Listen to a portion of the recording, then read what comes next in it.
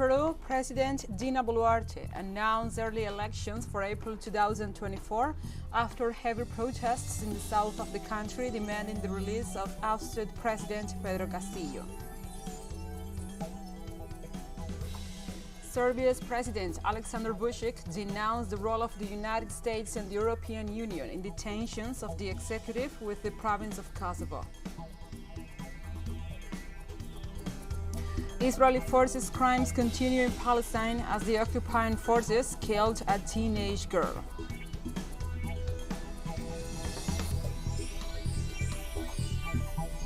From the headquarters of TeleSUR English in Havana, Cuba, this is From the South. I'm your anchor, Gladys Quesada, and these are the news. Now we keep our focus on Peru as the political situation there rolls out. On early Monday morning and amid protests in the south of the country, President Dina Boluarte announced early elections for April 2024.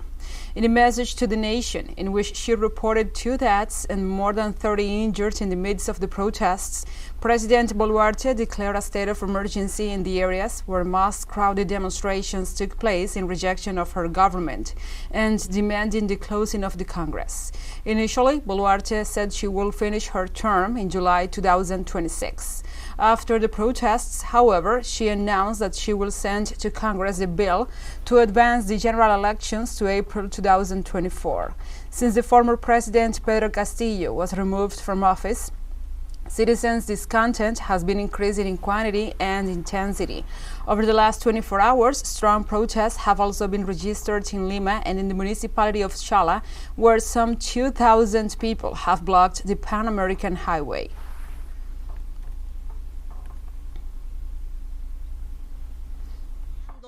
Interpreting the will of the citizenship in the broadest manner and consequently with responsibility that implies the exercise of the action of governing, I have decided to assume the initiative to reach an agreement with the Congress of the Republic to bring forward the general elections for the month of April 2024. The Peruvian Congress has deprived former President Pedro Castillo of his immunity, clearing the way for the prosecutor's office to extend his incarceration. The decision was approved with 64 votes in favor, 35 against, and 1 abstention, amid protests from the progressive benches, which consider the agreement as unfair. The prosecutor's office is now empowered to request up to 36 months to preventive detention for Castillo. The prosecutor's office is investigating the former president for the crimes of rebellion and conspiracy, abuse of authority, and public disturbance for announcing the dissolution of Congress, charges that led to his removal from office. The Congress decision also deprived former President and the former Prime Ministers Betsy Chavez and Aníbal Torres and the former Minister of the Interior Willy Huerta of their immunity. They are accused of co-authoring some of Castillo's alleged crimes. And prior to Boluarte's announcement, Peruvian social movements rallied outside the Congress to demand new elections, as well as the release of the former President Pedro Castillo. A new day of demonstrations took place in several locations around the country, including blockades and marches where citizens demanded new general elections, the closing of the Congress, and the resignation of President Dina Boluarte. Likewise, the population of Arequipa declared an indefinite strike against the national legislature. At the same time, the Adahuaylas confrontations between demonstrations and police resumed, using slingshots and stones, while police forces responded with tear gas against the participants.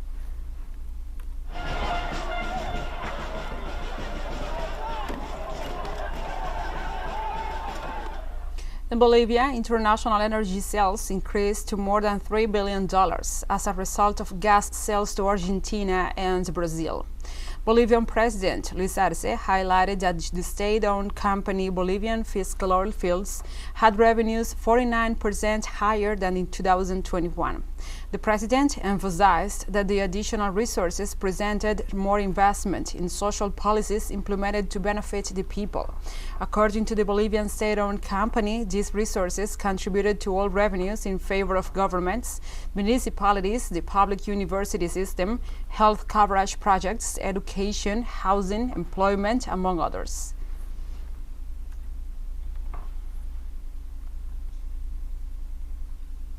From Sunday on, thousands of devotees of the Virgin of Guadalupe in Mexico continue their journey to the Basilica de Guadalupe in the hills of Tepeyac.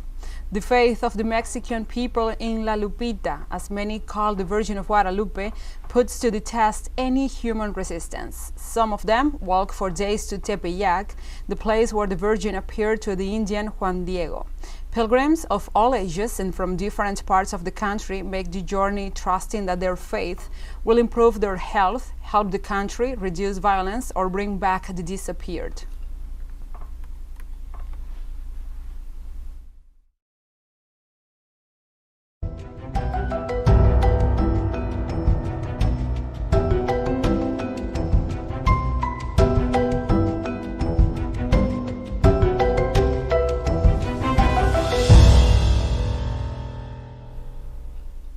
Now we move on to other topics. After a magnitude 6 earthquake in Mexico, representatives of the government chamber reported that so far no damage has been announced.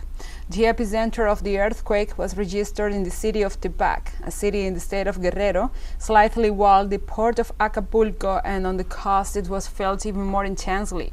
The National Seismological Service reported that the quake was located 17 kilometers south of Tecpan, Guerrero, in the central cities of the country. A seismic alert was issued to prevent incidents. For the moment, no mishaps have been reported in any of the cities, as announced by several government directors.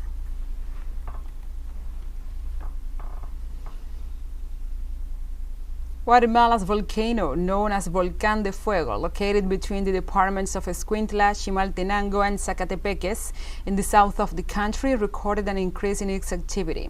The National Coordinating Agency for Disaster Reduction registered new volcanic activity that included plumes of smoke and lava flows up to 300 meters long. The ash from the nearly 4,000-meter high volcano, located 35 kilometers southwest of Guatemala City, scattered towards the departments of Zacatepeques, Escuintla, Guatemala City, and 5 other cities. The Guatemalan Red Cross reported that they keep constant surveillance on the volcano.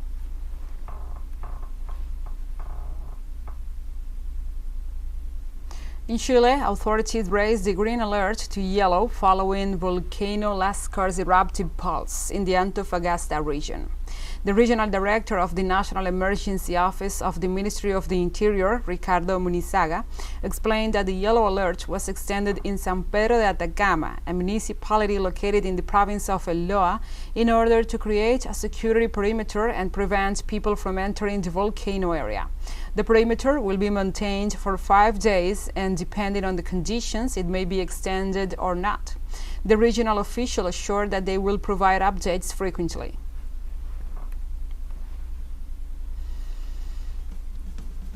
Let's take a short break, but first, remember you can follow us on our TikTok account at TeleSUR English, in which you will be able to see news in different formats, news updates, and more. Other stories coming up, stay with us.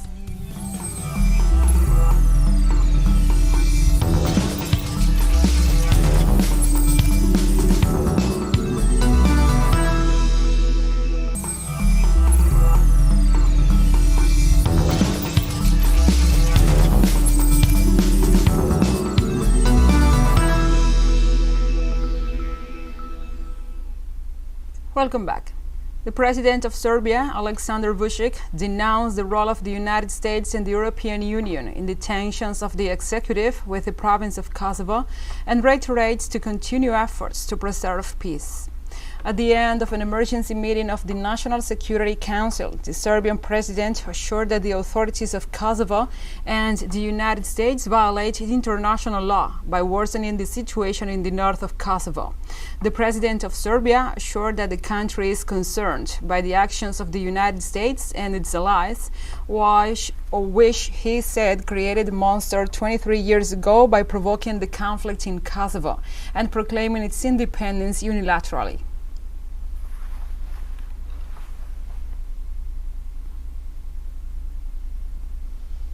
Emergency teams continued to work on Sunday at a site of an explosion and fire in an apartment building on the Channel Island of Jersey that killed at least 3 people and left several missing. Robin Smith, the chief officer of the States of Jersey Police, said operations was now one of recovery rather than search and rescue. Smith also said that the fire caused by the accident was brought under control. Firefighters were called on the scene moments prior to the explosion as neighbors smelled gas. Police authorities investigate whether or not there was a safety issue with natural gas lines. Authorities advised Jersey residents to only seek emergency hospital care in the event of an actual medical emergency and to avoid the area of the blast, which was cordoned off.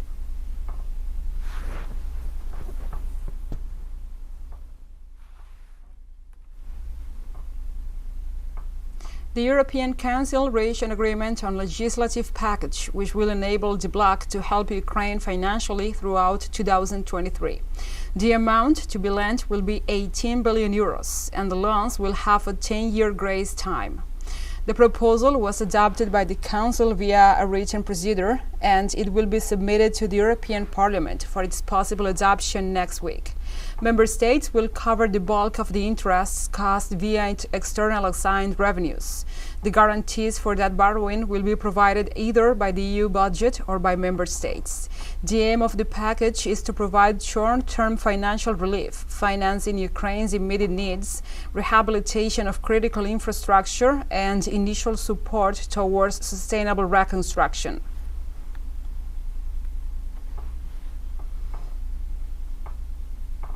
French authorities launched a joint ministerial group to take charge of strategic metals and mining supply in the country. According to the decree, Prime Minister Elizabeth Borne will be in charge of this cabinet. The group's goal will be to follow up the implementation of supply policies and to reinforce actions in the areas of defense, industry, energy, ecological transition, trade, and foreign relations. France, like other European countries, does not produce or possess most of the minerals and metals needed for economic and security matters. The creation of this delegation came in the context of a complex geopolitical scenario defined by conflicts and trade confrontation between major powers.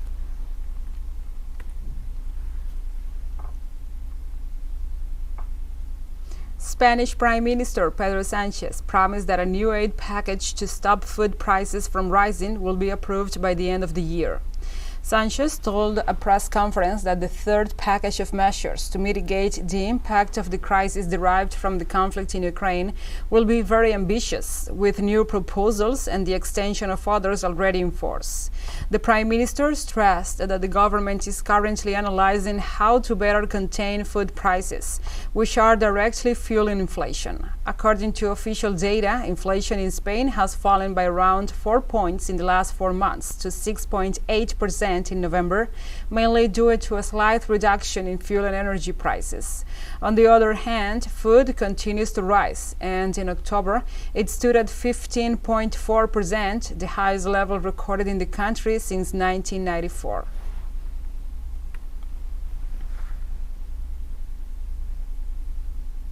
And 2 rescue boats arrived in ports in southern Italy on Sunday, carrying more than 500 people who had been rescued from the Mediterranean Sea. The German-flagged Humanity One, operated by the SOS Humanity non-governmental organization, arrived at the port of Bari, while the GO Barents, belonging to Doctors Without Borders, landed in the port of Salerno, just south of Naples. The latter was carrying 248 people, of which 84 were children, mostly unaccompanied. Several people had to be airlifted before reaching land, including a woman who gave birth on the boat on Wednesday. Meanwhile, the Humanity One arrived in Bari with 261 people.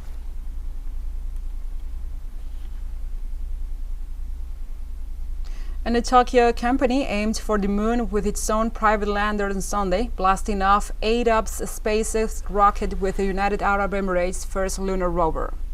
It will take nearly 5 months for the lander and its experiments to reach the moon. The company eSpace designed its craft to use minimal fuel, to save money and leave more room for cargo. By contrast, NASA's Orion crew capsule with test dummies took 5 days to reach the moon last month. The iSpace lander will aim for Atlas crater in the northeastern section of the moon's near side, more than 87 kilometers across and just over 2 kilometers deep. With a science satellite already around Mars, the UAE joins in lunar exploration. Its rover, named Rashid after Dubai's royal family, will operate on the surface for about 10 days, like everything else on the mission.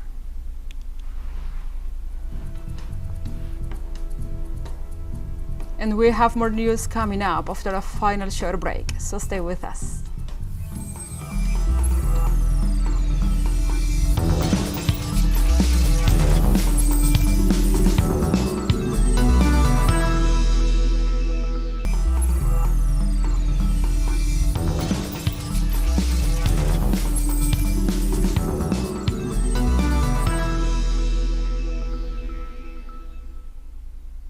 Welcome back to From the South.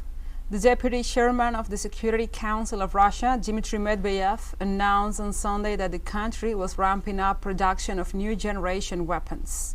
Medvedev said that Moscow is increasing production of the most powerful weapons, including those based on new principles to protect itself from enemies in Europe, the United States, and Australia.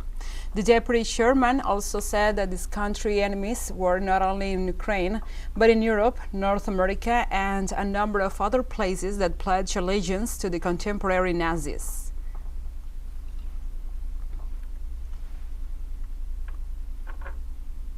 Turkish President Recep Tayyip Erdogan told his Russian counterpart Vladimir Putin on Sunday that Ankara and Moscow can start working on the export of different food products and gradually other commodities through the Black Sea grain corridor. In a phone call with President Putin, the Turkish head of state said over 13 million tons of grain have reached those in need through joint efforts so far under the Black Sea grain export deal. President Erdogan also expressed his sincere wishes to his Russian counterpart for an end to the conflict between Russia and Ukraine as soon as possible. Turkey has performed a mediator role between Moscow and Kiev, which led to the resumption of the July 22 grain deal.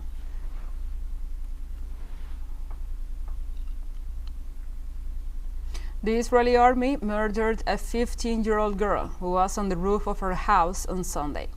Occupying troops stormed the northern West Bank neighborhood of Bayadere on Sunday night. Jana Sakarek was on the terrace of her residence when an Israeli soldier shot her in the head. During the operation, in which they raided houses and arbitrarily detained several Palestinian citizens, 3 other young people were also wounded with firearms. The occupying army have executed, counting Jana, 167 Palestinians in the West Bank alone.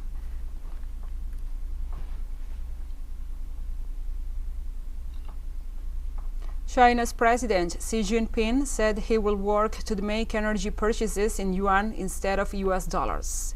The Chinese head of state stressed the need for the initiative as he spoke to Persian Gulf Arab leaders during a meeting hosted by Saudi Arabia earlier this week. President Xi held separate talks with at least 30 regional leaders to highlight how Beijing increased purchases of U.S. crude oil while maintaining high imports of Russian oil before the December 5th European embargo and the imposition of an oil price cap.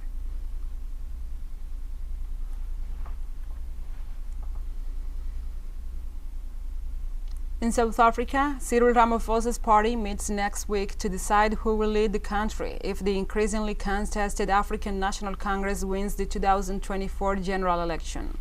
Ramaphosa is the only candidate ahead of his former health minister, Zweli Mkhize, for the president of the ANC. Parliament will decide on Tuesday whether to launch impeachment proceedings against President Ramaphosa, who is accused of trying to conceal a burglary and one of his properties. The ANC, which has a large majority in parliament, has given him official support, making a forced departure unlikely. President Ramaphosa held important rallies in Cape Town to gather voters. Said province is traditionally favored by the first opposition party, the Democratic Alliance, which won more than 50% of the votes in the last local elections. Opposition party, the Democratic Alliance, DA.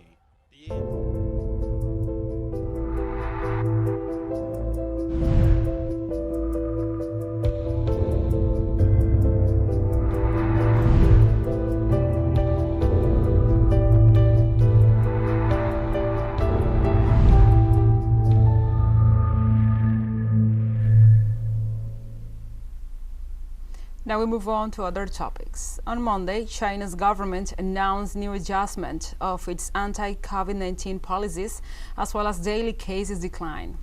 The government informed that the digital tool, which has been used to monitor people's inter-provincial movements, will be taken out of service, and it will no longer be required from the residents to access any place. With this new flexibility, the government expects an increase in domestic travel and to benefit tourism, consumption, and aviation sectors that have been affected by the severe restrictions on mobility due to the pandemic. This easing also includes the end of mass confinements and PCR testing.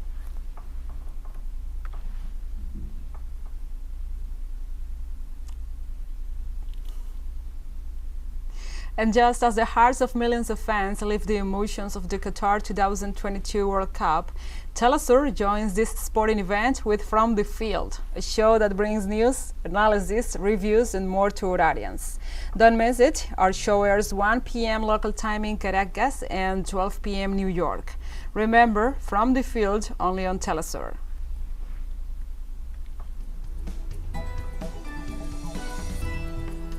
And we have come to the end of this news brief. But remember, you can find this and many other stories on our website at telesurenglish.net. And also, if you feel so inclined, please join us on social media for all the latest news. We are on Facebook, Twitter, Instagram, Telegram, and also TikTok. For TeleSUR English, I'm your anchor, Gladys Quesada. Thank you for watching.